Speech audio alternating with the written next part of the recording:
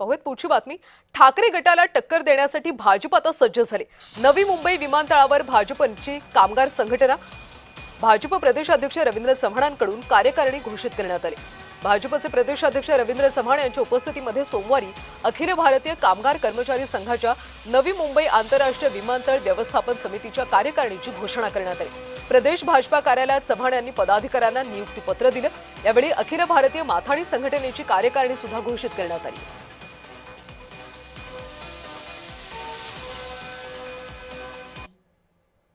या आंतरराष्ट्रीय विमानतळावरती ज्या कामगार आहेत त्या कामगारांच्या तिथल्या असणाऱ्या अनेक समस्या आणि या समस्या निवारण करण्याच्या दृष्टिकोनातून एक संघटनात्मक अशी ताकद ही तिथल्या असणाऱ्या सर्व कामगारांच्या पाठीशी उभी राहिली पाहिजे आणि म्हणून त्या भागातील असणारे प्रमुख कार्यकर्ते आणि पदाधिकारी यांची नेमणूक आणि माथाडी आणि या क्षेत्रामध्ये सुद्धा जे काम करणारे विविध भागांमधील असणारे कार्यकर्ते आणि पदाधिकारी यांची सर्वांची आज या ठिकाणी नेमणूक केली गेलेली आहे।